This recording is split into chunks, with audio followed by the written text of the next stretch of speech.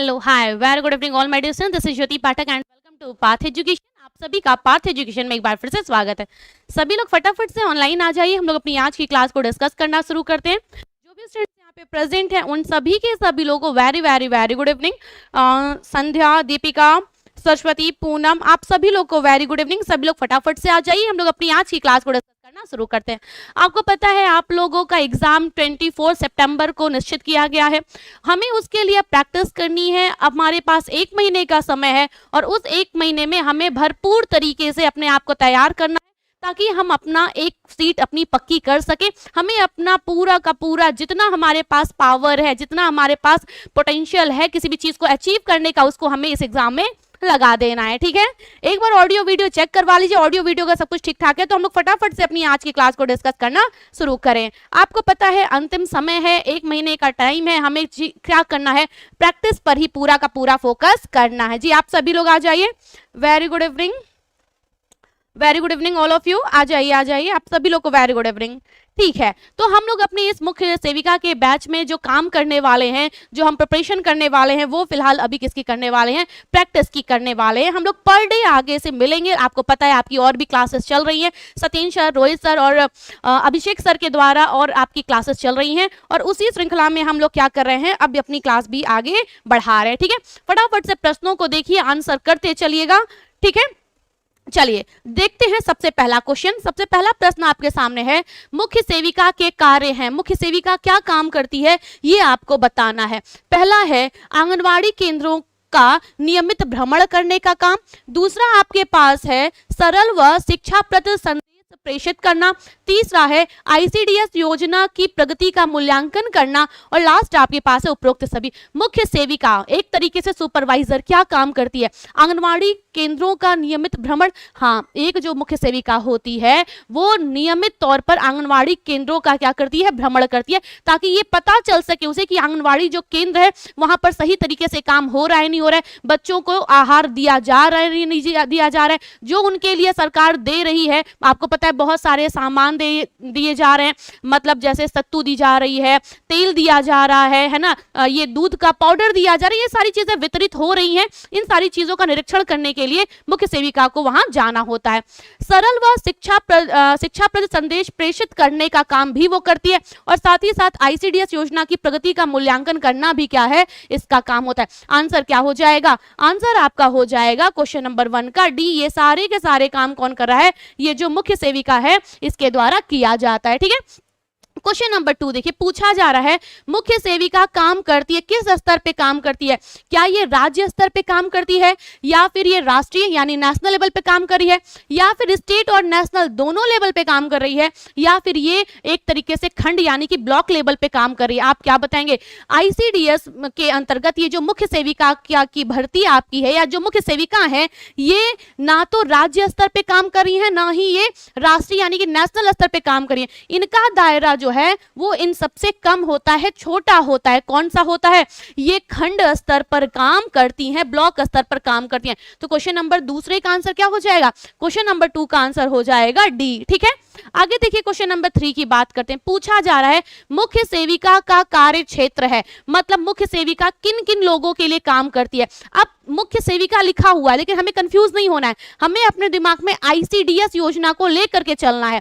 अब हमें क्या पता है, अब हमें ये पता है ना कि अगर हम आईसीडीएस की योजना की बात कर रहे हैं तो आईसीडीएस योजना किन किन लोगों के लिए लाभदायक है या आईसीडीएस से किन किन लोगों को लाभ हो रहा है। सबसे पहले हमारा क्या आता है, गर्भवती महिला। ठीक है, दूसरा लैक्टेटिंग वुमेन, लैक्टेटिंग वुमेन मतलब स्तनपान करवाने वाली अर्थात धात्री महिला। और कौन, ये आपका 6 साल तक के बच्चे इससे लाभान्वित होते हैं। और अब क्या किया गया है, किशोरियों को भी इसमें जोड़ दिया गया है ना। तो यहाँ पे पूछा जा रहा है मुख्य सेविका का कार्य क्षेत्र है धात्री महिला व गर्भवती महिला, बिल्कुल ठीक बात है ना। आपका लैक्टेटिंग वुमेन और साथ ही साथ प्रेग्नेंट लेडी ये तो आती ही आती हैं, जो 6 साल तक के बच्चे हैं वो भी आते हैं, किशोरियों को अभी हाल फिलहाल में जोड़ दिया गया है। आंसर क्या हो जाएगा, आंसर हो जाएगा कि मुख्य सेविका का कार्य क्षेत्र है। आंसर क्या हो गया, ए भी है, 2 बी भी है, सी भी है, अर्थात राइट आंसर क्या हो जाएगा, डी हो जाएगा। यानी कि ये सभी लोग क्या करते हैं, ये सभी क्षेत्र जो है वो मुख्य सेविका के अंतर्गत आते हैं। ठीक है, आगे देखिए क्वेश्चन नंबर 4 पूछा जा रहा है मुख्य सेविका की जिम्मेदारी है। बताइए, अगर हम मुख्य सेविका की बात करें तो इसकी जिम्मेदारी क्या क्या है ये आपको बताना है। आपके पास 4 ऑप्शन रखे हुए हैं, आपको चारों ऑप्शन में से कोई एक ऑप्शन को क्या करना है, सही बताना है। आपके पास पोषण शिक्षा है, यौन शिक्षा है, परिवार नियोजन है और ये सभी है। आप क्या बताएंगे? आप बताएंगे कि मुख्य सेविका की जो जिम्मेदारियां हैं वो तो हमारा आंसर तो मिल गया है कि ये सभी हैं, लेकिन क्या मात्र इतना ही दायरा है मुख्य सेविका का? है नहीं, मुख्य सेविका इन तीनों के अलावा और भी बहुत सारे काम करती है। जैसे पोषण शिक्षा तो दे ही रही है, यौन शिक्षा भी दे रही है, परिवार नियोजन भी दे रही है, इसके साथ ही साथ ये शिशु पोषण का भी ध्यान दे रही है। किसका? बच्चों के पोषण का भी ध्यान दे रही है। ठीक है, और क्या कर रही है? ये परिवार नियोजन के साथ ही साथ बच्चों को आहार की व्यवस्था भी, ठीक है, कौन सा आहार? पूरक आहार। जैसे अभी मैंने बताया ना, गवर्नमेंट तेल दे रही है, आपका दूध का पाउडर बांट रही है, चना बांटती है, जौ का सत्तू बांटती है, ठीक है, दलिया बांटती है। ये सब क्या है? ये सब पोषण के सामान है। और ये सब किसको दिए जा रहे हैं? ये जो आपकी धात्री या गर्भवती या किशोरी या फिर ये जो बच्चे हैं इनको दिया जा रहा है। तो आपका क्या हो गया? पूरक आहार का वितरण का भी जिम्मेदारी क्या है? मुख्य सेविका की ही होती है। साथ ही साथ ये डाटा भी कलेक्ट करती हैं, मतलब समय समय पर आपके घर में अगर कोई बच्चा हुआ है ना, तो ये क्या करेंगी? ये आंगनवाड़ी कार्यकर्तियों को भेजेंगी कि आप जाकर के देख के आइए कि क्या जिस जगह पे आप काम कर रही हैं, गांव की ही महिला होती है आंगनवाड़ी कार्यकर्ती, तो उनको ये ऑर्डर देती है मुख्य सेविका, क्योंकि उनसे बड़ा पद होता है। ये जो आपकी आंगनवाड़ी कार्यकर्ती होती है उनसे बड़ा पद मुख्य सेविका का होता है। तो ये क्या करती है? वो उनको निर्देशित करती है कि हाँ आप जाइए और पता करके आइए, और कौन कौन से बच्चे हैं या कौन सी महिला गर्भवती, ये सारा सूचना चाहिए होता है। तो हम ये भी तो कह सकते हैं कि मुख्य सेविका क्या कर रही है? डाटा संग्रह का भी काम करती है। ठीक है, तो हमारा क्वेश्चन नंबर 4 का आंसर क्या हो गया? क्वेश्चन नंबर 4 का आंसर हो गया डी। और हमें पता है कि इसके अतिरिक्त भी क्या है, मुख्य सेविका कई सारे कामों में संलग्न है। ठीक है, चलिए अब जरा आगे देखिए, क्वेश्चन नंबर 5 की बात करते हैं। पूछा जा रहा है यहाँ पर आपसे, जी क्वेश्चन नंबर 5 देखिए, यहाँ पर आपसे पूछा जा रहा है, हाँ क्या पूछा जा रहा है जरा उसको देखिए। पूछा जा रहा है आंगनवाड़ी कार्यकर्ती व परियोजना अधिकारी के मध्य संबंध स्थापित करना किसका कार्य है? बताइए एक बार, आप सभी लोग बताइए। आपसे बहुत ही आसान प्रश्न पूछा जा रहा है। प्रश्न मात्र ये है कि जो आंगनवाड़ी कार्यकर्ती है और जो परियोजना अधिकारी है, उन दोनों के बीच मध्यस्थ की भूमिका में कौन है, आपको ये बताना है। आपके पास मुख्य सेविका है, एएनएम है, या फिर आपका एलएचबी है, या इन सभी की भूमिका होती है? जल्दी से आंसर कर दीजिए। आप आंसर क्या करेंगे? आप आंसर करेंगे कि आंगनवाड़ी कार्यकर्ती तो वो होती है जो ग्राउंड पे होती है, मतलब जिससे सीधा गृहिणी यानी कि गर्भवती महिला जो है वो जुड़ती है ना। तो ये जो है ये तो सबसे बेस है, सबसे नीचे है। इनके ऊपर कौन होता है? इनके ऊपर ही आपका मुख्य सेविका होती है। और मुख्य सेविका के ऊपर कौन है? ये जो परियोजना अधिकारी हैं ये होते हैं। ठीक है, तो अब आप क्या बताएंगे? आप सीधे ये बताएंगे कि हमारा आंगनवाड़ी कार्यकर्ती व परियोजना अधिकारी के मध्य संबंध स्थापित करना ये किसका काम हो गया? ये किसका काम है? ये मुख्य सेविका का काम है। मुख्य सेविका इनके द्वारा दिए गए निर्देशों को क्या करती है? इन तक पहुंचाती है। ठीक है, और ग्राउंड पे कौन काम करता है? ग्राउंड पे काम ये करते हैं। इनको निर्देशित कौन करता है? मुख्य सेविका करते हैं। मुख्य सेविका को कौन निर्देशित करता है? ये परियोजना अधिकारी निर्देशित करता है। ठीक है, बात समझ में आ गया होगा। तो आंसर क्या हो गया? क्वेश्चन नंबर 5 का आंसर हो गया क्या? क्वेश्चन नंबर 5 का आंसर हो गया आपका ए। ठीक है, क्लियर होगी बात। चलिए अब जरा अगला क्वेश्चन देखिए, क्वेश्चन नंबर 6 पूछा जा रहा है समेकित बाल विकास योजना की शुरुआत कब हुई थी? बहुत ही आसान प्रश्न है, जल्दी से आंसर करिएगा। समेकित बाल विकास योजना, समेकित बाल विकास योजना मतलब आईसीडीएस की बात हो रही है। और ये जो आपका आईसीडीएस है इसे हम क्या कहते हैं? एकीकृत बाल विकास योजना के नाम से भी जानते हैं। ठीक है, इसे हम और क्या कहते हैं? इसे एकीकृत बाल विकास योजना के नाम से भी जाना जा रहा है। अब ये जो एकीकृत बाल विकास योजना है ना, इसकी शुरुआत कब हुई थी? क्या 1970 में हुई थी, 1975 में हुई थी, 1980 में हुई थी, या फिर 1985 में हुई थी? जल्दी से आंसर करिए। अगर हम बात किसकी कर रहे हैं? अगर हम बात आईसीडीएस की बात कर रहे हैं या फिर समेकित बाल विकास योजना की या इंटीग्रेटेड या एकीकृत बाल विकास योजना की बात करें तो इसका शुभारंभ कब हुआ था? आपके पास चार ऑप्शन है, जल्दी से आंसर करेंगे। आप आंसर क्या करेंगे? आंसर करेंगे कि आईसीडीएस जो योजना है ये हमारी कब चल रही थी या इसकी शुरुआत कब हुई थी। आंसर बड़ा सीधा सीधा है, ये 1975 से शुरू हुई थी। इसका शुभारंभ कब हुआ था? 1975 से हुआ था। अच्छा, मान लीजिए कि मैं इसी प्रश्न को थोड़ा सा चेंज कर दूं और मैं ऑप्शन में लिख दूं मेरा ए और बी और सी और डी, मैं ऐसे ऑप्शन लिखूं। एक में मैं लिख दूं 14 नवंबर, ठीक है, 14 नवंबर 1994 लिख दूं, या दूसरे में मैं लिख दूं 16 जनवरी, ठीक है, 16 जनवरी 1975 लिख दूं, ठीक है, ओके, हाँ, और सी में मैं लिख दूं आपका 2 अक्टूबर 1975 और थर्ड में मैं लिख दूं 12 अक्टूबर 1975, ठीक है। मतलब यहां पर आपका ईयर लिखा हुआ है, मैं डेट भी अगर जानना चाहूं तो आप क्या बताएंगे? जल्दी से बताइए, ठीक है। हाँ जी, आप ये बताएंगे कि मैम समेकित बाल विकास जो योजना है इसकी शुरुआत 1975 में हुई थी, और अगर ऑप्शन ऐसा कुछ रहेगा तो 75 यहाँ पे भी है, यहाँ पे भी, यहाँ पे भी है, हम किसको टिक करेंगे? हम टिक करेंगे 2 अक्टूबर यानी कि 2 अक्टूबर को टिक करेंगे, ठीक है। आंसर हमारा क्या हो गया? क्वेश्चन नंबर 6 का आंसर हो गया आपका यहाँ पर बी, और ये जो मैंने ये पूरा डिटेल में लिख दिया तो इसका आंसर क्या हो जाएगा? सी हो जाएगा, ठीक है। क्लियर होगी बात? आगे देखिए, क्वेश्चन नंबर 7 पूछा जा रहा है, जन्म से लेकर 1 माह की उम्र तक शिशु को क्या कहा जाता है? जन्म का मतलब जब वो पैदा हो रहा है, ठीक है, जब वो पैदा हो रहा है, जन्म से लेकर के 1 माह तक के बच्चे को क्या कहा जाएगा? क्या उसे नवजात कहेंगे, या उसे हम प्रौढ़ कहेंगे, या उसे हम किशोर कहेंगे? कुछ भी नहीं कहेंगे। हम सभी लोग मैक्सिमम टू मैक्सिमम बच्चे होम साइंस के हैं, है ना। मुख्य सेविका में ज्यादातर फॉर्म होम साइंस का ही पढ़ा है। अब आपने क्लासिफिकेशन पढ़ा है, देखिए प्रौढ़ की बात करते हैं तो प्रौढ़ क्या है? ये तो किशोरावस्था के बाद की उम्र है, और हम तो जानते हैं ना किशोरावस्था ही 19-20 साल तक की चलती है, और अगर हम इन जनरल भी बात करें ना तो 18 साल तक तो किशोरावस्था मानी ही जाती है, और कुछ लोगों के द्वारा ये 21 वर्ष तक मानी जाती है।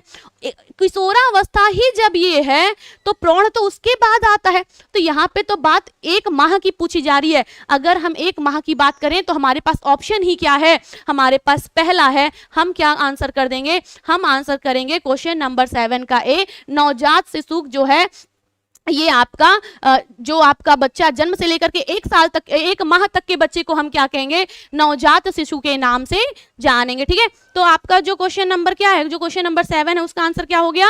आपका ए हो गया। क्लियर होगी बात? आगे देखिए, नेक्स्ट क्वेश्चन पूछा जा रहा है आपसे, नवजात शिशु की देख रेख में किन बातों का ध्यान रखा जाता है? छोटा बच्चा है, अभी आपने नवजात देख लिया, जो कि नॉर्मल तो हम लोग 1 साल तक का कहते हैं, लेकिन अकॉर्डिंग टू क्वेश्चन आपका जो आपने अभी भी क्वेश्चन सॉल्व किया है उसमें 1 महीना लिखा हुआ था। अब मान लो 1 महीने का ही बच्चा है, तो अगर हम उसकी देखभाल करें तो हमें किन किन बिंदुओं का ध्यान रखना होगा? पहला है स्तनपान, ठीक है, बैठ करके क्या करना है? स्तनपान करवाना है। यहीं पर हम लोगों ने एक मेथड भी पढ़ा था जिसका क्या नाम था? कंगारू पद्धति था। याद होगा आपको, हम लोगों ने कंगारू पद्धति के बारे में भी चर्चा कर रखी थी।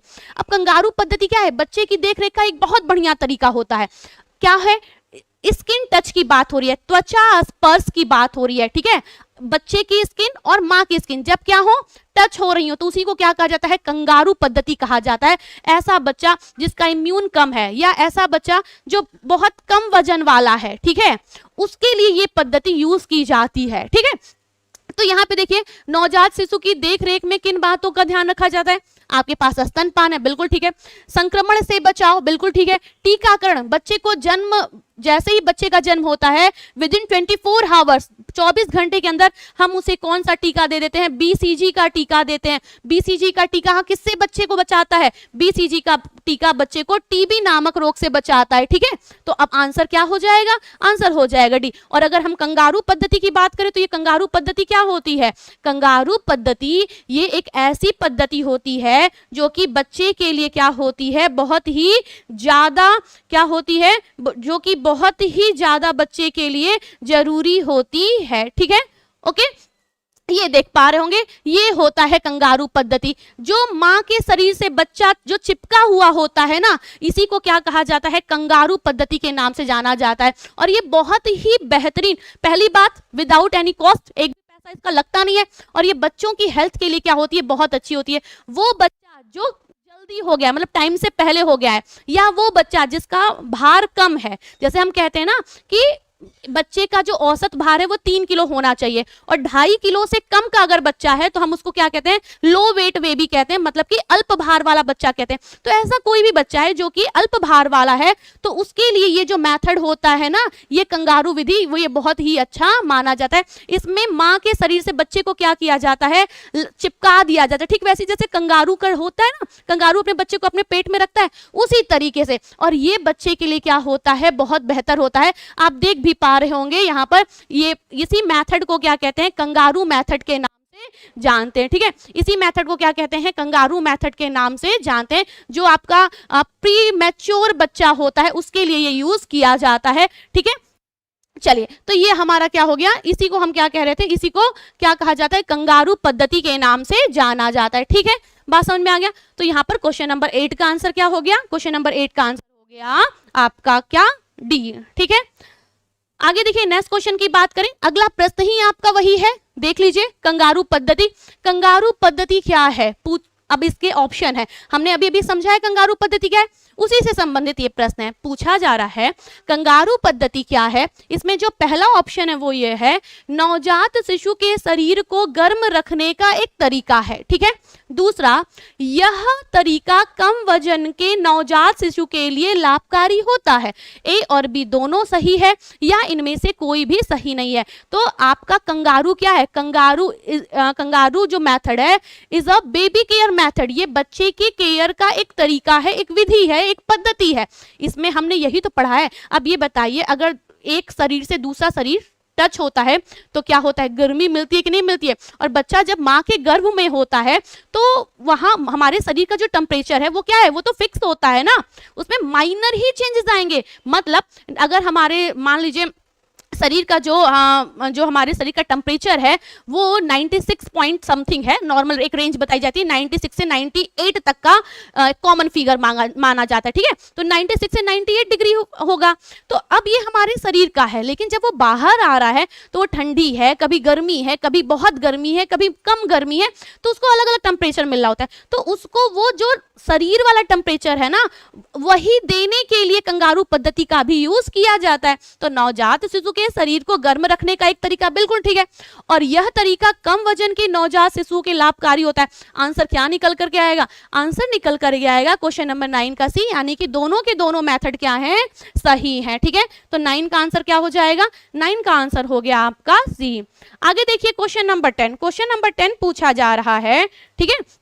क्वेश्चन नंबर 10 पूछा जा रहा है कि स्तनपान के लाभ हैं, है ना, स्तनपान के लाभ हैं। अगर कोई भी महिला फीडिंग करवा रही है तो फीडिंग के क्या क्या फायदे होते हैं, ये आपसे पूछा जा रहा है।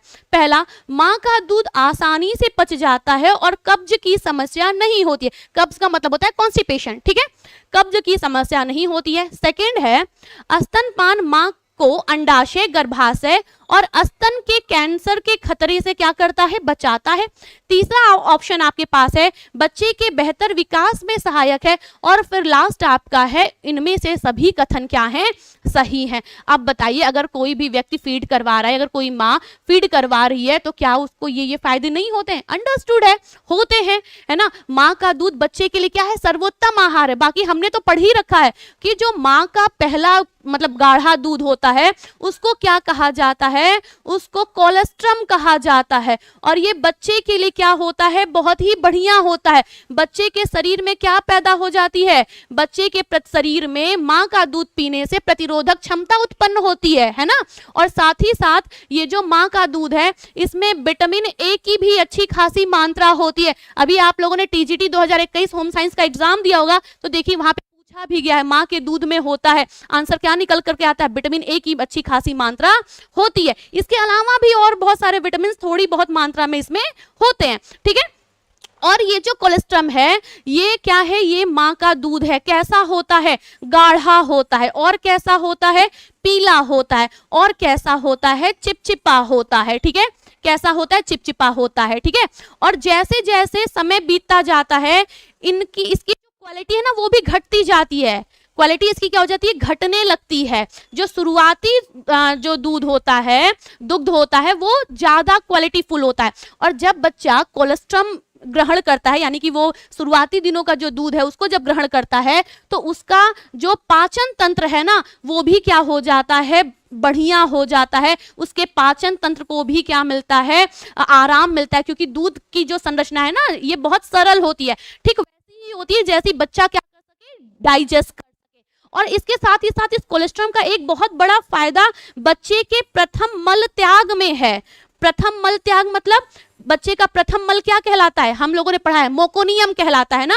बच्चे का जो प्रथम मल है उसको क्या कहा जाता है, मोकोनियम कहा जाता है। और जब बच्चा क्या करता है, दूध पीता है, यानी वो कोलेस्ट्रॉल जब ग्रहण करता है, तो वो क्या करता है, हरे रंग का मल त्याग करता है। और उस मल त्याग में भूमिका होती है किसकी, कोलेस्ट्रॉल की होती है। ठीक है, ओके, ये हमने समझा। और एक चीज यहीं पर और समझ लीजिए, बच्चे का जो शरीर है उस पर जो पेट के बाल होते हैं, जिसको रोम कहा जाता है, ये जो रोए होते हैं ना, इसको क्या कहा जाता है, बच्चों के शरीर पर जो पेट के बाल होते हैं उसको क्या कहा जाता है, उसको कहा जाता है लैनुगो। ठीक है, क्या कहा जाता है, उसको लैनुगो के नाम से जाना जाता है। कुछ कुछ एडिशनल चीजें हैं, ध्यान में रखे रहिए, प्रश्न बन सकते हैं सबसे। ठीक है, तो स्तनपान के लिए हमने ये समझा है कि ये सारे के सारे कथन सही हैं। और हमने ये भी समझा है कि जो माँ का प्रथम दूध है उसको क्या कहा जाता है, कोलेस्ट्रॉल कहा जाता है।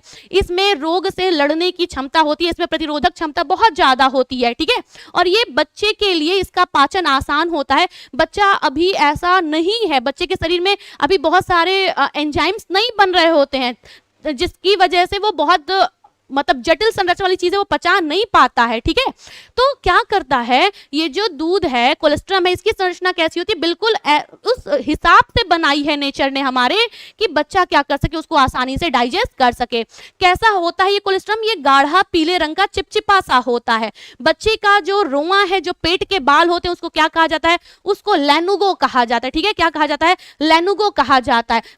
का प्रथम मल क्या कहलाता है, मोकोनियम कहलाता है। जब बच्चा दूध पीता है, कोलेस्ट्रॉल पीता है, तो उसका जो मोकोनियम है वो क्या होता है, शरीर से आसानी से बाहर निकल जाता है। बात समझ में आ गया होगा, क्लियर है। चलिए, तो क्वेश्चन नंबर 10 का आंसर क्या हो गया, क्वेश्चन नंबर 10 का आंसर हो गया डी, यानी कि उपरोक्त सभी के सभी कथन क्या हैं, सही हैं। ठीक है, क्लियर होगी बात, उपरोक्त सभी के सभी जो कथन हैं वो क्या हैं, सही हैं। ठीक है, क्वेश्चन नंबर 10 आंसर हो गया डी। आगे चलिए नेक्स्ट क्वेश्चन की बात करते हैं। पूछा जा रहा है महिलाओं में कुपोषण के कारण हैं, बताइए किन वजहों से, किन कारणों से महिलाओं में कुपोषण यानी कि माल न्यूट्रिशन देखने को मिलता है। हमें एक कॉन्सेप्ट यहाँ पे ध्यान रखना है, भारत इस समय क्या कर रहा है, भारत इस समय दोहरा भार उठा रहा है। कैसा भार उठा रहा है, दोहरा भार उठा रहा है, किसका, कुपोषण का। क्यों यहाँ पे दोहरा भार उठा रहा है, क्योंकि इस समय दो प्रकार के कुपोषण देखने को मिल रहे हैं। या तो लोग बहुत ज्यादा खा रहे हैं और मोटे हो जा रहे हैं, यानी कि अति पोषण, आवश्यकता से अधिक पोषण मिल जा रहा है। ठीक है, या तो मिल ही नहीं रहा है ना, यानी कि हम अल्प पोषण से ग्रसित हैं। तो चूंकि पहले भारत में अल्प पोषण देखने को मिलता था, लेकिन वर्तमान स्थिति परिस्थिति ऐसी बन रही है, ये जो आपकी NFHS की और जो हेल्थ सर्वे हैं वो ये कह रहे हैं कि अब यहाँ पर अल्प पोषण की तो समस्या है ही है, अब यहाँ पर अति पोषण की भी समस्या बहुत ज्यादा हो रही है। ठीक है, यानी कि दोनों ही हैं, मोटापे से ग्रसित लोग भी हैं और जो एक तरीके से जो जिनको सही से नहीं मिल पा रहा है, मतलब अल्पता से भी ग्रसित, दुबले पतले है ना, कुपोषित, कौन से अल्प पोषण वाला जो कुपोषण है उससे ग्रसित लोगों की संख्या भी बराबर होती जा रही है। ठीक है, अब इन स्थिति में अगर महिलाओं के कुपोषण की बात की जा रही है, ठीक है, तो उसका आंसर क्या होगा, आपका संक्रमण है। ठीक है, दूसरा क्या है, कम उम्र में गर्भधारण है, स्वच्छता की कमी है, और लास्ट आपका ये सभी है। आंसर आप क्या देंगे कि बिल्कुल संक्रमण की भी समस्या है, कम उम्र में गर्भधारण, सिंपल सी बात है, शरीर परिपक्व नहीं है। ठीक है, तो क्या होगा, कुपोषण होगा ही होगा। अच्छा, शरीर परिपक्व नहीं है, ये भी एक रीजन है, और बार बार गर्भधारण हो रहा है, मतलब टाइम नहीं मिल रहा है। अभी एक बच्चा हुआ है, फिर 2 महीने बाद फिर से गर्भधारण हो गया है, तो ये भी एक रीजन है जिसकी वजह से हमारा शरीर जो है वो क्या नहीं हो पाता, पूरी तरीके से प्रिपेयर नहीं हो पाता है सेकंड बर्थ के लिए। ठीक है, तो क्या होगा, ये भी कुपोषण का एक कारण होता है, यानी कि जल्दी जल्दी प्रेगनेंसी यानी कि गर्भ धारण करना। ठीक है, ओके। स्वच्छता की कमी लाजमी है। आंसर क्या निकल करके आएगा, आंसर निकल करके आएगा क्वेश्चन नंबर 11 का डी, यानी कि ये सभी के सभी कथन क्या हैं, सही हैं। ठीक है, आगे देखिए नेक्स्ट क्वेश्चन की बात करें। नेक्स्ट आपका है क्वेश्चन नंबर 12, पूछा जा रहा है गर्भावस्था का समय है। बताइए गर्भावस्था का समय कितना होता है, 10 माह 2 दिन, 9 माह 7 दिन, 8 माह या फिर आपका 7 माह। आप क्या बताएंगे, गर्भावस्था की अगर हम बात करते हैं तो गर्भावस्था कितनी होती है, 280 दिन की होती है। अगर माह में बात करें तो कितने दिन की होती है, 9 माह की होती है। और 9 माह में भी अगर एग्जैक्ट पूछा जाए तो 9 माह और 7 दिन की होती है। जिस दिन पीरियड आता है उसके 7वें दिन से काउंट किया जाता है। ठीक है, ओके। तो आपका 9 माह 7 दिन की होती है। इसी तरीके से हम लोग चंद्रमास भी काउंट करते हैं ना, कितनी होती है, लगभग 10 चंद्रमास की हो सकती है। ठीक है, ओके, क्लियर होगी बात। चलिए, तो अब आप क्या बताएंगे, आप बताएंगे कि गर्भावस्था का समय होता है 10 माह नहीं, 8 माह नहीं, 7 माह नहीं, कितना हो जाएगा आपका, 9 माह हो जाएगा। अगर दिन में पूछा जाता तो कितना आप बताते, अगर दिन में पूछा जाता तो आप कितना बताते, 280 बताते। माह में पूछा गया तो 9 माह, यहाँ पे ऑप्शन में 7 लिखा हुआ तो हमने 7 लिख दिया। ठीक है, अगर चंद्रमास में पूछा जाता तो कितना, लमसम 10 चंद्रमास होता है। ठीक है, अच्छा, इन केस अगर आपसे सप्ताह में पूछा जाता कि कितने सप्ताह में होता है, आप आंसर क्या करते, आप आंसर करते 40 से लेकर के 44 सप्ताह तक। ठीक है, ओके, ये राउंड फिगर है। ठीक है, क्या है, राउंड फिगर है, क्योंकि एक महीने में लमसम, एक महीने में आपके कितने संडे आ जाते हैं, 4 संडे आ जाते हैं। ठीक है, तो उस हिसाब से 40 से 44 सप्ताह तक का ये होता है। क्लियर होगी बात। ठीक है, चलिए बिल्कुल, तो आपका आंसर क्या हो जाएगा, क्वेश्चन नंबर 12 का आंसर हो गया बी। क्लियर होगी बात। ठीक है, ओके। आगे देखिए नेक्स्ट क्वेश्चन, कौन सा क्वेश्चन है, क्वेश्चन नंबर 13 है। क्वेश्चन नंबर जो 13 है वो कौन सा है, हाँ जी बिल्कुल। अब जो क्वेश्चन नंबर 13 है वो जरा देखिए कौन सा है। वो पूछा जा रहा है गर्भावस्था का प्रारंभिक लक्षण है। बताइए गर्भावस्था का जो प्रारंभिक लक्षण है वो कौन सा है। आपके पास ऑप्शन में क्या है, आपके पास है अधिक नींद का आना, ठीक है, मासिक चक्र का रुकना, लार का अधिक बनना, या इनमें से कोई नहीं। प्रारंभिक की बात की जा रही है, यानी कि शुरुआती दिनों में जो लक्षण देखने को मिलते हैं वो कौन से होते हैं गर्भावस्था में। नींद अधिक आना ये प्रारंभिक लक्षणों में काउंट नहीं किया जा सकता। हम काउंट कर लेते यदि हमारे पास उपरोक्त सभी होता। ठीक है, क्योंकि ये समस्याएं होती हैं, मतलब कुछ किसी में थोड़ी ज्यादा होंगी, किसी में कम होंगी, है ना, लेकिन होती हैं। तो उपरोक्त सभी होता तो शायद हम उस पर लगा सकते थे, लेकिन यहाँ पे उपरोक्त सभी का ऑप्शन नहीं है। हमें क्या करना है, कोई एक चुनना है।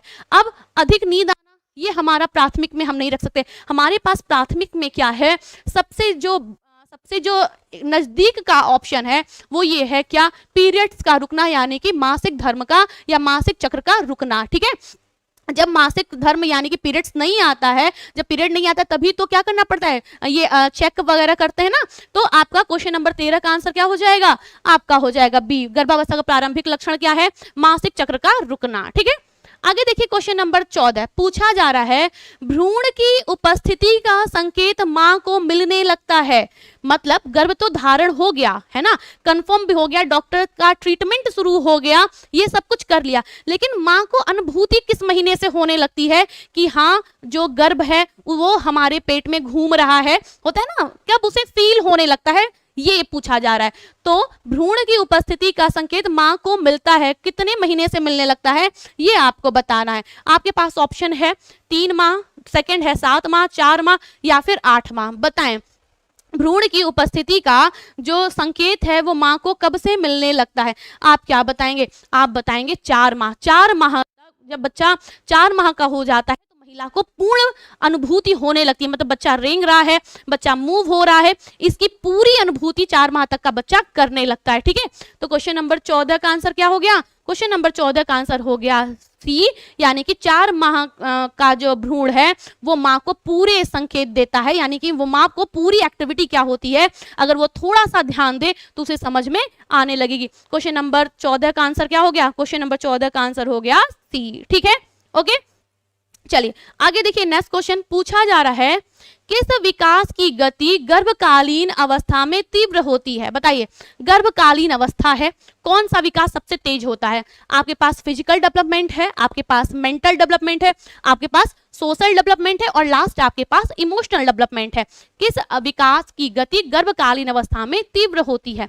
फिजिकल, मेंटल, सोशल या इमोशनल? बताइए कौन सा विकास सबसे तेज होता है? क्वेश्चन नंबर 15 की बात हो रही है, जल्दी से आंसर करिए। आप बताएंगे कि मैम सबसे तेज क्या होता है? हमारा फिजिकल डेवलपमेंट होता है। कैसे होता है? ओवम और स्पर्म मिलते हैं, फर्टिलाइज होते हैं, क्या बनता है?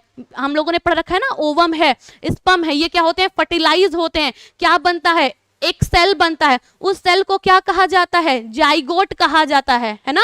यही जाइगोट क्या होते हैं? विभाजित होते हैं, है ना, सेल डिवीजन होता है। यही विभाजित होकर के क्या होते हैं? अब एक सेल था, 2 हो गया, फिर 4 हो गया, ये विभाजित होते चले जाते हैं। और जैसे जैसे विभाजित होंगे, क्योंकि हमें तो पता है ना, इन्हीं के विभाजन से शरीर बना हुआ है, क्योंकि हमने पढ़ रखा है, हमने ये पढ़ रखा है, मानव शरीर की सबसे छोटी इकाई क्या है? कोशिका है। ये कोशिका कहाँ से आई है? ये जो महिला का स्पर्म है और ये जो महिला का ओवम है और पुरुष का जो स्पर्म है, इन्हीं के मिलने से क्या बना था? एक कोशिका बना था। उसी को क्या कहा जाता था? जाइगोट कहा जाता था। और मानव शरीर की सबसे छोटी इकाई क्या है? कोशिका ही है। इसी कोशिका से क्या बनते हैं? इसी कोशिका से टिश्यूज बनते हैं। क्या बनते हैं? टिश्यूज बनते हैं। इसी टिश्यूज से क्या बनता है? ऑर्गन बनता है। क्या बनता है? ऑर्गन बनता है। फिर कई सारे ऑर्गन मिल करके क्या करते हैं? ऑर्गन सिस्टम बनाते हैं। फिर हमारी क्या बनती है?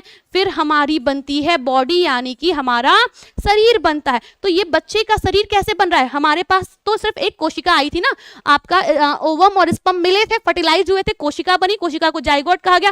फिर इसी में क्या हुआ? सेल डिवीजन हुआ, विभाजित हुए, और यही विभाजित हो करके क्या कर रहे हैं? कई सारी कोशिकाएं मिल रहे हैं तो टिश्यू बन रहा है, उत्तक बन रहा है। कई सारे उत्तक बन रहे हैं तो कई सारे उत्तक मिल रहे हैं तो ऑर्गन बन रहा है, यानी अंग बन रहा है। कई सारे अंग मिल रहे हैं तो क्या बन रहा है? ऑर्गन सिस्टम, यानी कि अंग तंत्र बन रहा है। कई सारे अंग तंत्र मिल करके फिर क्या कर रहे हैं? बच्चे का पूरा शरीर बना रहे हैं। तो ये सब जो डेवलपमेंट हो रहा है, ये कौन सा है? क्या ये इमोशनल है, या ये सोशल है, या फिर ये मेंटल है, या फिजिकल है? आप क्या बताएंगे? आप बताएंगे मैम ये आपका क्या होता है? फिजिकल होता है। बाकी हमने तो समाजीकरण पढ़ा है, और हमने ये भी समाजीकरण की सबसे पहली लाइन ये पढ़ रखी है कि जब बच्चा इस दुनिया में आता है ना, तो ना तो वो सामाजिक होता है, ना ही वो असामाजिक होता है। वो मात्र और मात्र एक जैविक प्राणी होता है, मतलब एक जीवित प्राणी है। ना वो सामाजिक है, ना वो असामाजिक है। जब वो इस समाज में आ जाता है तो धीरे धीरे धीरे वो अपने आसपास से, अपने घर परिवार से क्या होता है? एक सीखता है, और वही प्रक्रिया क्या कहलाती है? समाजीकरण की कहलाती है ना।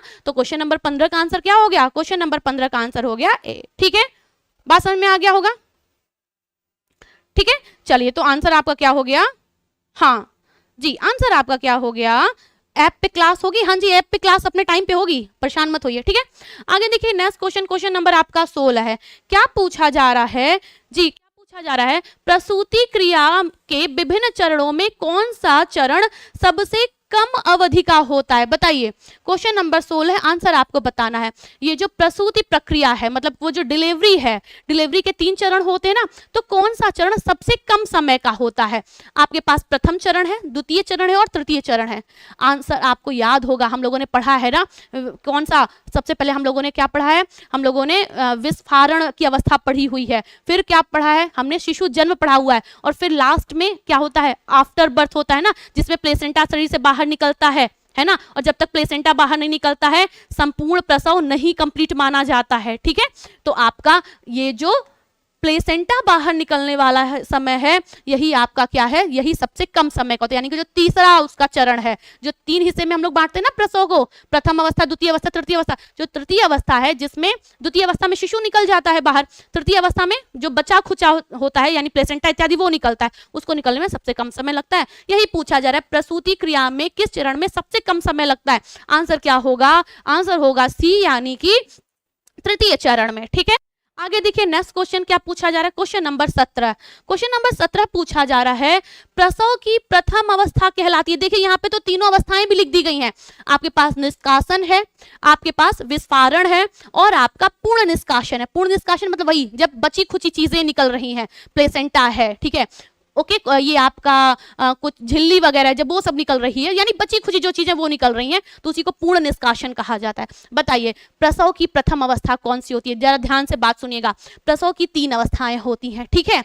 इन तीनों अवस्थाओं की बहुत सारी उप अवस्थाएं भी होती हैं, लेकिन प्रसव की अवस्था की बात करें तो 3 अवस्थाएं हैं। सबसे पहली जो अवस्था होती है ना, उसको क्या कहा जा रहा है? उसको कहा जा रहा है विस्फारण की अवस्था। इसमें क्या होता है? कार्विक्स खुलता है, ठीक है। जो माउथ है, कार्विक्स जो है, आप समझ पा रहे होंगे होपफुली, वो ओपन होता है, ठीक है, लंबा चलता है, ठीक है।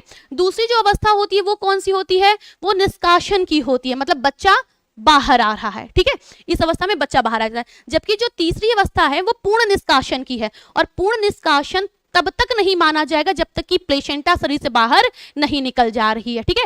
तो ये तीनों क्या है? आपकी प्रसव की 3 अवस्थाएं हैं, जिसमें प्रथम अवस्था कौन सी है? आपकी विस्फारण की अवस्था है। द्वितीय अवस्था कौन सी है? निष्कासन की अवस्था, इसमें बच्चा बाहर आ जाता है।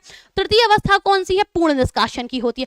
अरेंज करने के लिए अगर आता है कि प्रसव की प्रक्रिया को क्रमवार लगाइए, क्रमबद्ध करिए, सबसे पहले विस्फारण आएगा, फिर निष्कासन आएगा, और लास्ट कौन आएगा?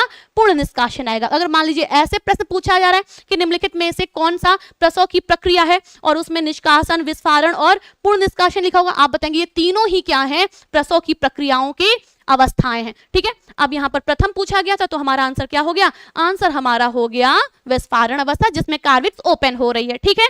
क्लियर होगी बात? चलिए, तो क्वेश्चन नंबर 17 आंसर क्या हो गया हमारा? बी हो गया, ठीक है। आगे चलें, नेक्स्ट देखिए, अगला प्रश्न कौन सा है? क्वेश्चन नंबर 18 है। पूछा जा रहा है कि पूरे गर्भावस्था के दौरान, ठीक है, ओके, पूछा जा रहा है पूरे गर्भावस्था के दौरान महिला का कितना वजन बढ़ना आवश्यक है? बताइए, जल्दी से आंसर करिएगा कि पूरे गर्भावस्था में, मतलब पूरा जब से गर्भावस्था की अगर हम बात करें तो जरा एक बड़ा आसान प्रश्न बताइए, गर्भावस्था कब से कब तक मानी जाती है? बताइए।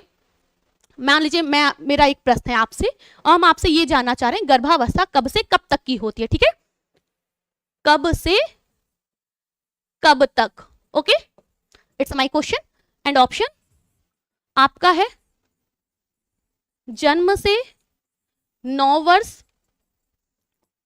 दूसरा आपका है प्रथम माह से गर्भाधान तक, तीसरा है गर्भाधान से प्रसव तक, चौथा है गर्भाधान से 3 माह। बताइए, अगर आपसे ये पूछा जाता है गर्भावस्था कब से कब तक चलती है, ऑप्शन है आपके पास जन्म से 9 वर्ष, सेकंड ऑप्शन आपके पास है प्रथम माह से गर्भाधान तक, थर्ड ऑप्शन है गर्भाधान से प्रसव तक, और लास्ट है गर्भाधान से 3 माह तक। आप आंसर क्या करेंगे? आप आंसर करेंगे कि जो हमारा गर्भावस्था है ये कब से कब तक की मानी जाती है? गर्भाधान से लेकर के जब तक कि प्रसव नहीं हो जाता, ये अवस्था क्या कहलाती है? गर्भावस्था के नाम से जानी जाती है, ठीक है। अब आइए, पूछा जा रहा है कि इस गर्भावस्था में, जो कि गर्भाधान से लेकर के प्रसव तक की अवस्था है, इसमें कितना वजन बढ़ना आवश्यक है? आपके पास 10 से 12 है, 5 से 6 है, 8 से 9 है, और 2 से 3 है। ये किग्रा है, मतलब किलोग्राम है, ठीक है। क्या है ये? किलोग्राम है, केजी है। आप क्या बताएंगे? आप बताएंगे, और ध्यान से सुनिए, ये आपके होम साइंस में ऐसा नहीं कि सिर्फ मुख्य सेविका का है, ये सेम चीज आप होम साइंस में भी पढ़ते हो, ठीक है। तो पढ़िए, जरा ध्यान से सुनते चलिएगा।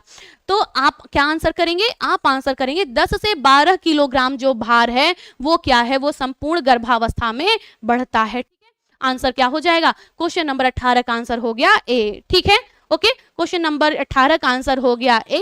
और बाकी ये जो क्वेश्चन हमने आपसे पूछा, गर्भावस्था कब से कब तक चलती है, तो गर्भाधान से लेकर के प्रसव तक चलती है, यहाँ पर आंसर हो गया सी, ठीक है। आगे चलिए, नेक्स्ट क्वेश्चन की बात करते हैं। नेक्स्ट क्वेश्चन कौन सा है? क्वेश्चन नंबर है आपका 19। पूछा जा रहा है भारत में कन्या भ्रूण हत्या और गिरते लिंगानुपात को रोकने के लिए कौन सा कानून बना है? बताइए।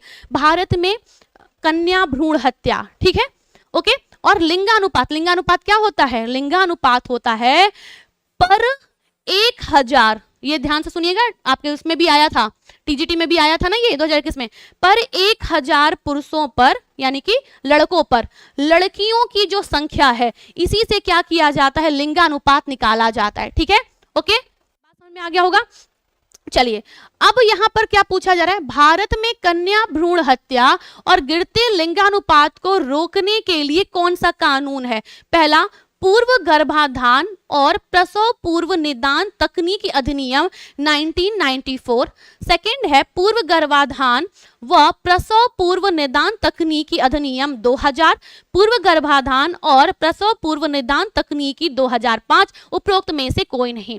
आपको ये एक क्या ध्यान रखना है कि ये जो हमारा कन्या भ्रूण हत्या था, ठीक है, उसको रोकने के लिए, और यही जो टेस्ट करवा दिया जाता था, बेटी होती थी लड़की होती तो गर्भ में ही मार दिया जाता था, अबॉर्शन करवा लिया जाता, ठीक है, जब ये चीज देखी गई, अब बताइए जब लड़कियां मर जाएंगी तो सिंपल सी बात है रेशियो क्या हो जाएगा, पर 1000 लड़कों पर लड़कों की संख्या क्या हो जाएगी, घट जाएगी। और इसमें हरियाणा तो सबसे आगे है ना, लिंगानुपात जो है वो सबसे कम कहां का है, हरियाणा का है। क्यों? क्योंकि वहां पर हॉनर किलिंग, सम्मान के लिए लड़कियों को मारना बहुत ज्यादा देखा जाता है। ठीक है, अब ये कौन सा कानून है, इस कानून का नाम है पीसीपीएनडीटी एक्ट। ठीक है, कौन सा एक्ट है, पीसीपीएनडीटी एक्ट। कब आया था, 1994 में आया था। अब ये जो आपका पीसीपीएनडीटी है ये क्या है, pre conceptional prenatal diagnose test है। ठीक है, पीसीपीएनडीटी का फुल फॉर्म क्या है, आपका pre conceptional prenatal diagnose test, यानी कि पूर्व गर्भाधान और प्रसव पूर्व निदान तकनीकी अधिनियम। और ये अधिनियम कब आया था, 1994 में आया था। क्वेश्चन नंबर 19 का आंसर क्या हो गया, क्वेश्चन नंबर 19 का आंसर हो गया ए। ठीक है, आगे चलिए क्वेश्चन नंबर 20 की बात करते हैं। पूछा जा रहा है सुरक्षित गर्भपात के तरीकों में शामिल है, बताइए सुरक्षित गर्भपात मतलब सेफ एबॉर्शन, सेफ एबॉर्शन के तरीकों में कौन कौन सा है। पहला आपका चिकित्सीय है, ठीक है, दूसरा आपका मैनुअल वैक्यूम है, तीसरा आपका डायलिटेशन और क्या है, और आपका क्यूटेज है, या लास्ट ये सभी है।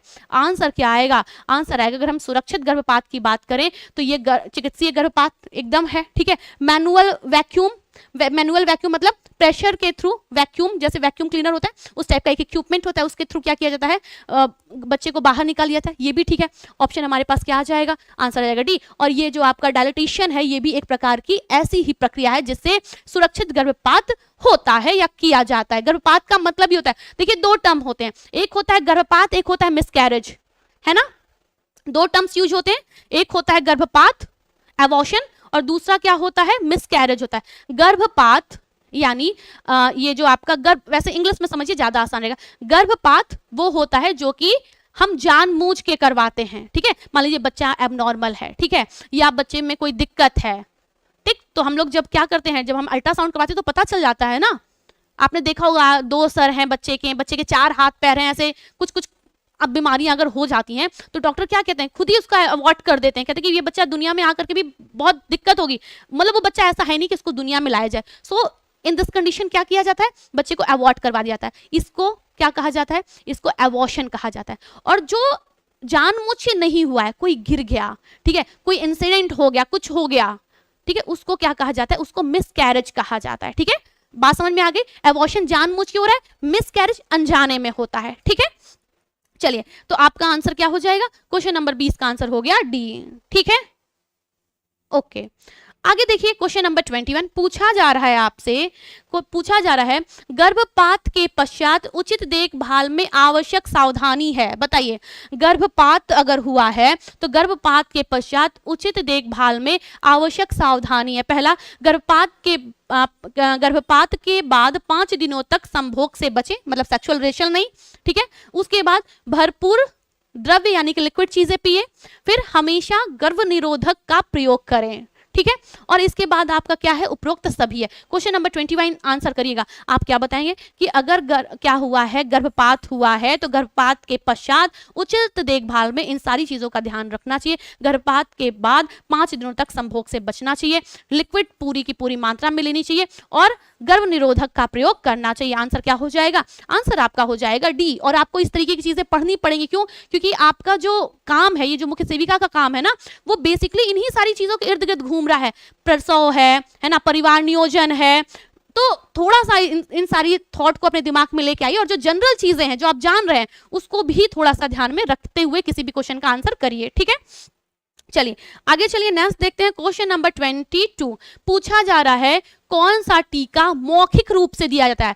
टीकाकरण दो तरीके से होता है, एक तो आपका इंजेक्शन होता है, आपने क्या कर दिया इंजेक्शन लगवा दिया, दूसरा ओरल मतलब ड्रॉप के थ्रू, ठीक है। दो तरीके होते हैं टीकाकरण के।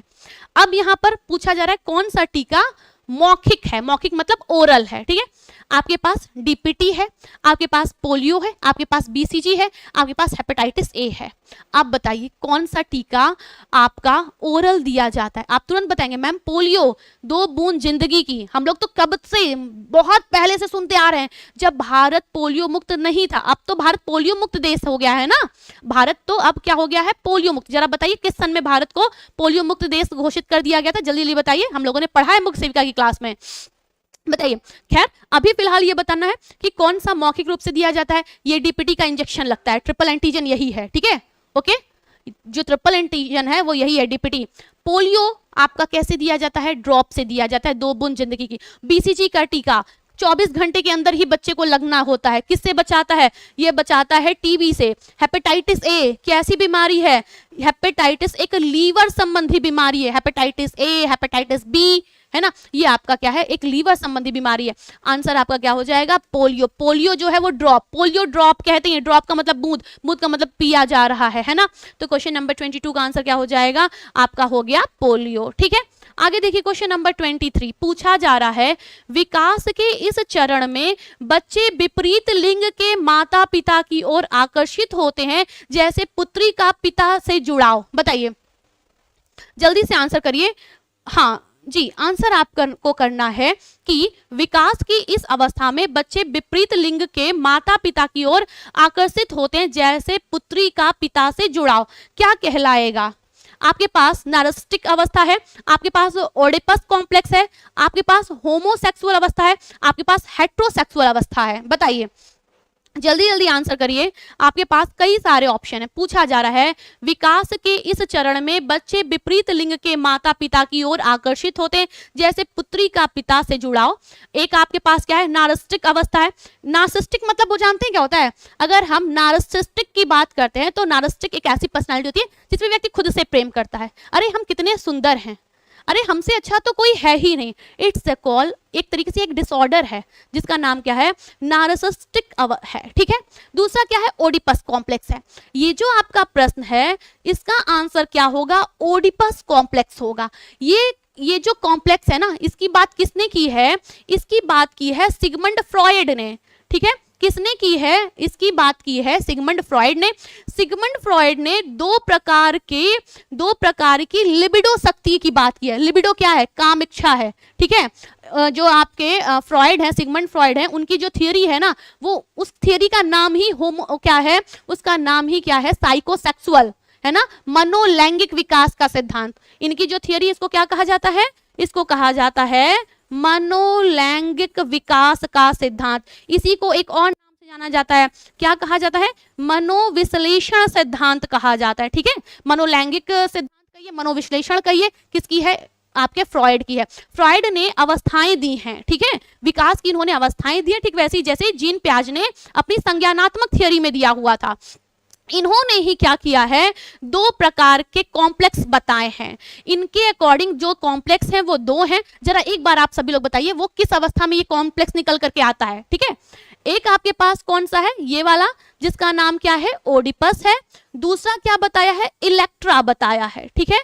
दूसरा क्या बताया है इलेक्ट्रा बताया है। और ये दोनों क्या है सेक्सुअल ही हैं, है ना, सेक्स की इच्छा से संबंधित हैं।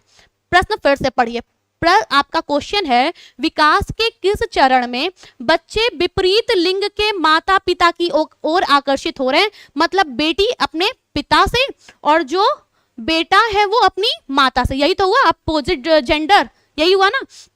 अब देखिए जब हम ओडिपस की बात करते हैं तो इसमें क्या होता है, इसमें जो लड़का होता है वो अपनी माँ की तरफ आकर्षित होता है। और इलेक्ट्रा में क्या होता है, ठीक है जी, सॉरी, अगर हम बात करते हैं ना यहाँ पे देखिए, यहाँ पर जो ओडिपस है ये ओडिपस में क्या होता है जो पुत्री है वो क्या करती है वो पिता से प्रेम करेगी, और इलेक्ट्रा में क्या होता है, जो पुत्र है वो किससे प्रेम करेगा, वो माँ से प्रेम करेगा। ठीक है, बात समझ में आ गया होगा, क्लियर है। तो यही आपका क्या है, ओडिपस और इलेक्ट्रा कॉम्प्लेक्स होता है। क्लियर होगी बात, ठीक है, ओके, क्लियर है। चलिए, तो ये आपका हो गया, ठीक है। अब हमारा अगला क्या है, होमोसेक्सुअल है, और इसके बाद आपका क्या है, इसके बाद आपका हेट्रोसेक्सुअल है। ठीक है, क्लियर होगी बात, ठीक है। अब ये किसकी चर्चा हो रही थी, ये चर्चा हो रही थी फ्रॉइड की, और फ्रॉइड जो आपका है ये इन्होंने ये अपना थियरी दिया था। अच्छा, अगर हम इस क्वेश्चन को देखें ना और इस क्वेश्चन को और सही करें तो यहाँ पर हम लोग एक चीज सही कर सकते हैं। क्या सही कर सकते हैं, आप देखो, हम सही क्या कर सकते हैं, इसको हम सुधार ही लेते हैं क्योंकि हो सकता है कि हमें कंफ्यूजन हो जाए। तो हम एक बार इस प्रश्न को ही देख लेते हैं थोड़ा सा और।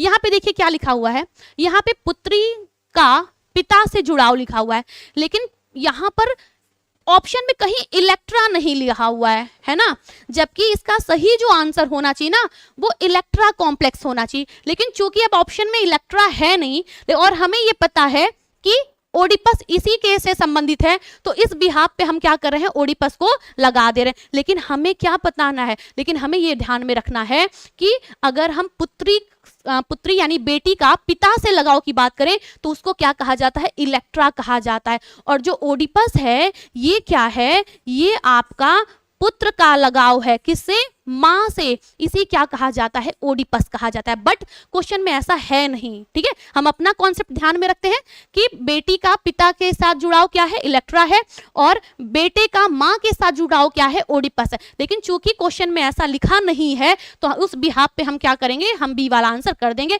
लेकिन आप अपने दिमाग में ये बात बैठा करके रखिएगा, ठीक है। बात समझ में आ गया होगा, ठीक है, क्लियर है, ओके।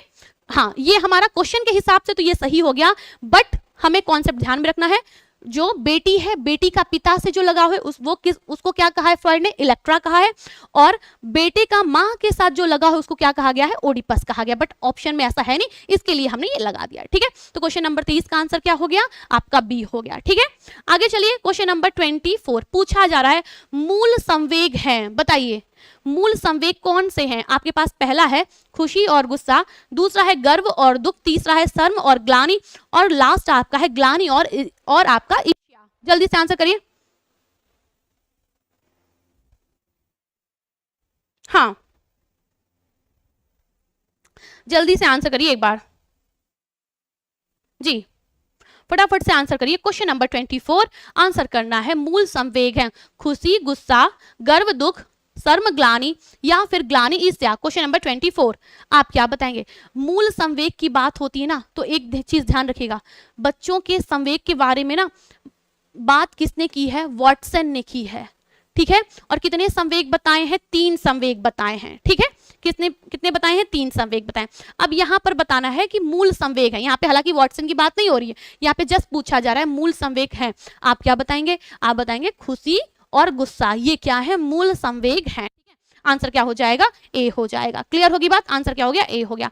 आगे देखिए, क्वेश्चन नंबर 25 पूछा जा रहा है, बच्चे का विकास परिणाम है, किसका परिणाम है।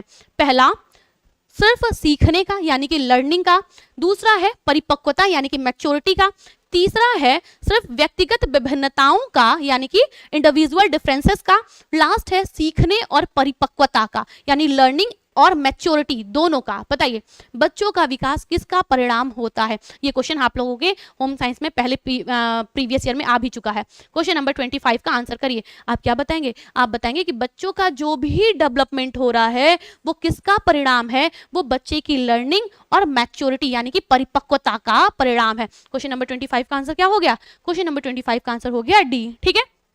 आगे देखिए, क्वेश्चन नंबर 26 पूछा जा रहा है, निरंतर भग्नाशा की स्थिति में व्यक्ति के व्यक्तित्व पर क्या प्रभाव पड़ता है। भग्नाशा क्या है, इच्छाएं हैं पूरी नहीं हो रही हैं, दब जा रही हैं, यही क्या है, भग्नाशा है, ठीक है। ओके, बार बार इच्छाओं का दबना और वो बाहर निकल भी नहीं पा रही हैं, वो अंदर दबती चली जा रही है, इसी को क्या कहा जाता है, भग्नाशा कहा जाता है। तो यहाँ पे प्रश्न पूछा जा रहा है, निरंतर भग्नाशा की स्थिति में व्यक्ति के व्यक्तित्व पर क्या प्रभाव पड़ता है। पहला, संतोषी व्यवहार हो जाता है, मतलब जो हमारा बिहेव है उसमें संतोष आ जाता है, मतलब सेटिस्फाई है ऐसा कुछ, या इच्छाएं कल्पनाएं करना बंद कर देता है, व्यक्तित्व विघटित हो जाता है, या फिर ये सभी? जल्दी से आंसर करिएगा। हाँ जी, फटाफट से आंसर करिए, क्या हो जाता है? आप बताएंगे कि निरंतर भग्नाशा की स्थिति में व्यक्ति के व्यक्तित्व में नकारात्मक ही प्रभाव पड़ता है, पॉजिटिव नहीं होता है। अगर आपकी इच्छाएं हैं बार बार दबी रही हैं, दब रही हैं, तो क्या होगा? आपका व्यक्तित्व कभी अच्छा होगा? नहीं होगा ना। अब आप क्या बताएंगे? क्वेश्चन नंबर 26 आप बताएंगे कि हमारा क्या होगा? संतोष आ जाएगा? कभी नहीं आएगा, है ना। क्या कल्पना करना बच्चा बंद कर देगा? आप बताएंगे कि हो सकता था, अगर ये वाला कुछ और ऑप्शन होता ना, निगेटिव ऑप्शन होता तो, लेकिन यहाँ पे ये निगेटिव नहीं है, तो उपरोक्त सभी तो हमारे पास होगा नहीं। एक हमारे पास सबसे बढ़िया बच रहा है कि जो व्यक्तित्व है वो क्या हो जाएगा? विघटित हो जाएगा, आक्रामकता आ जाती है ना, बच्चा आक्रामक हो जाता है, अपराधी प्रवृत्ति पैदा होती है। जो बाल अपराधी होते हैं ना, वो यही इन्हीं सारे कारणों से हो जाती हैं। बाल जो अपराधी होते हैं वो कैसे बाल अपराधी हो जाते हैं? यही सब कारण होते हैं, मतलब भग्नाशा का सामना करें, इच्छाएं दब रही हैं, भग्नाशा हो गया, आक्रामकता आ गई। तो क्वेश्चन नंबर 26 का आंसर क्या हो गया? सी हो गया। व्यक्तित्व क्या हो जा रहा है? विघटित हो जा रहा है। ठीक है, क्वेश्चन नंबर 27 पूछा जा रहा है, मोनोसोडियम ग्लूटामेट किसका रासायनिक नाम है? बताइए। क्वेश्चन नंबर 27 आंसर आपको बताना है कि ये जो आपका मोनोसोडियम ग्लूटामेट है ये किसका रासायनिक नाम है? मिर्च का, जीरे का, यहाँ पे कोई एक और ऑप्शन रहा होगा, और एक आपका है अजीनोमोटो का। बताइए, ये जो मोनोसोडियम ग्लूटामेट है ये किसका रासायनिक नाम है? आंसर क्या आएगा? अजीनोमोटो। हम लोग बहुत सारी रेसिपीज बनाते हैं तो उसमें ये चीज क्या करते हैं?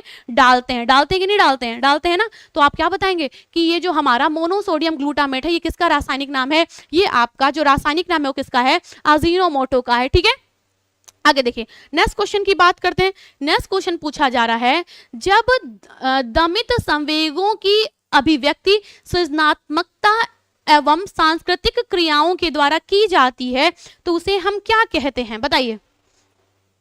क्वेश्चन नंबर 28 पूछा जा रहा है कि जब दमित संवेगों की अभिव्यक्ति सृजनात्मक और सृजनात्मक और सांस्कृतिक क्रियाओं के द्वारा की जाती तो उसे क्या कहते हैं? शारीरिक रेचन कहते हैं, मानसिक रेचन कहते हैं, संवेगात्मक अभिव्यक्ति कहते हैं, या ये सभी कहते हैं? क्वेश्चन नंबर 28 जल्दी से आंसर करिए। हाँ, क्वेश्चन नंबर 28 आंसर करना है आपको। दमित संवेग मतलब कि जो हमारे दबे हुए इमोशन हैं, जब हम उसको एक्सप्रेस करते हैं क्रिएटिविटी के थ्रू या फिर किसी सांस्कृतिक क्रियाओं के द्वारा, तो उसको हम क्या कहेंगे? क्या उसको शारीरिक रेचन कहते हैं, उसको मानसिक रेचन कहेंगे, या फिर उसको संवेगात्मक अभिव्यक्ति कहते हैं, या फिर ये सभी कहते हैं? ध्यान से देखिएगा, यहां पर ये प्रश्न रिपीट हुआ है कई बार। कहीं कहीं आपका मानसिक रेचन, और आपकी किताबों में भी यही रहेगा, कहीं कहीं इसको मानसिक रेचन में रख दिया जाता है, कहीं कहीं इसको संवेगात्मक अभिव्यक्ति में भी रख दिया जाता है। संवेगात्मक अभिव्यक्ति से न करने का या फिर उसको न मानने का रीजन ये बता दिया जाता है कि अभिव्यक्ति अलग चीज होती है और रेचन जो है वो अलग चीज होती है। इस बिहाफ पे आपका बी सही हो जाता है, और अगर रेचन को नहीं मानते हैं, मतलब कोई नहीं मानता है, तो उस बिहाफ पे ये आपका क्या हो जाता है? संवेगात्मक अभिव्यक्ति हो जाता है। ठीक है, तो इस प्रश्न के साथ ये वाला काम, ये वाली बात ध्यान में रखिएगा। ठीक है, आगे देखिए, नेक्स्ट क्वेश्चन है क्वेश्चन नंबर 29 पूछा जा रहा है, एरिक्सन के अनुसार कौन सी अवस्था में बालक अधिक पहल करता है लेकिन बहुत सशक्त भी हो जाता है, जो दोष भावनाओं की ओर ले जाता है? बताइए।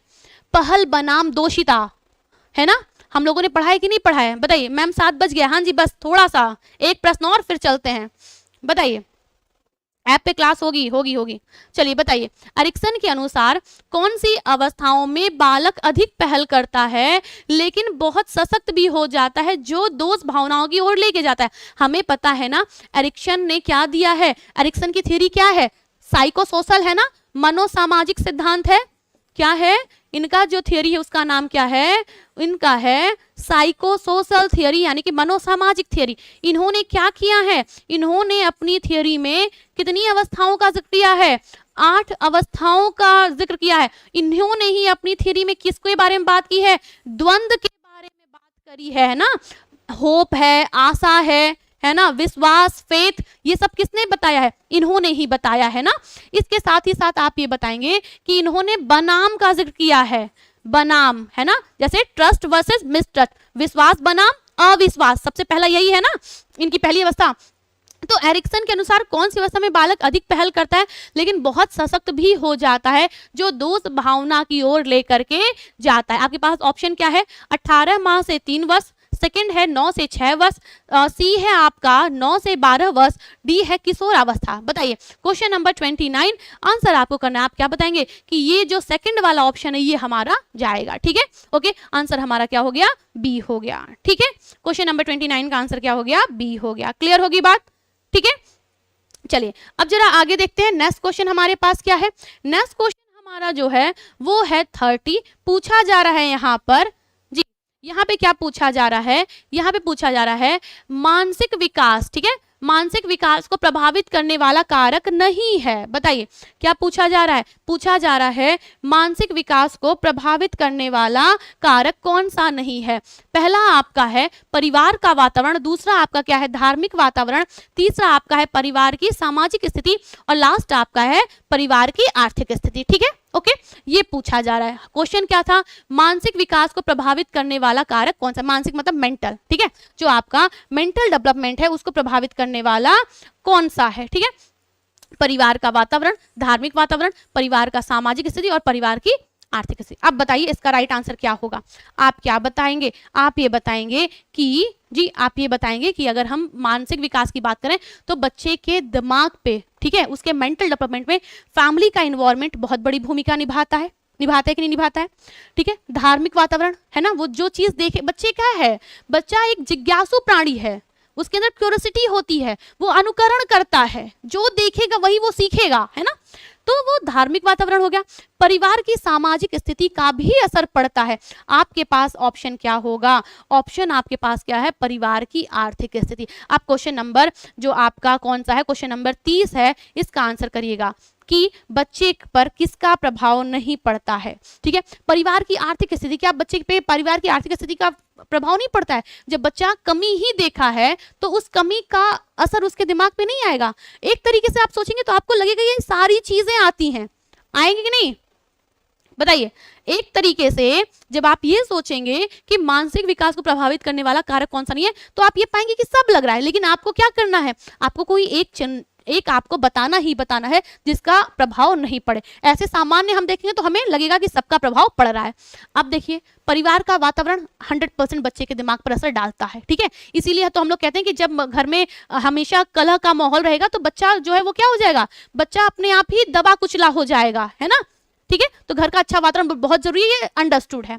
अच्छा, दूसरा जरा देखिए, परिवार की सामाजिक स्थिति। बच्चा जिस समाज में रहता है उससे भी बहुत कुछ सीखता है। जब समाज के लोग उसके परिवार को हमेशा नकारात्मक ही बोल रहे हैं तो नकारात्मकता उसके अंदर में आएगी, और जब सकारात्मक बोल रहे हैं तो सकारात्मकता आएगी, है ना। परिवार की इकोनॉमी यानी कि आर्थिक स्थिति, इसका भी असर बच्चे पे पड़ेगा। अगर हम सबसे दूर का ऑप्शन देखें, है ना, कि जिस पर बच्चे के विकास का प्रभाव सबसे दूर पे पड़ रहा है, तो वो हमारा क्या हो जाएगा? धार्मिक हो जाएगा। ठीक है, तो क्वेश्चन नंबर 30 का आंसर क्या हो गया? बी हो गया। किसका ये आपका मेंटल डेवलपमेंट को प्रभावित करने वाला कारक नहीं है, आपका धार्मिक वातावरण है। ठीक है, ओके, क्लियर होगी बात? ठीक है, बात समझ में आ गई होगी? ठीक है, चलिए, तो आपका क्वेश्चन नंबर 30 का आंसर क्या हो गया? क्वेश्चन नंबर 30 का आंसर हो गया बी। होपफुली मेरी बात समझ में आ गई होगी।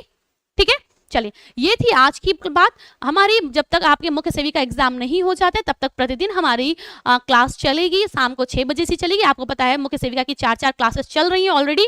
ठीक है, तो इस सीक्वेंस को हम लोग आगे बढ़ाते रहेंगे। होपफुली आपको सेशन पसंद आया होगा।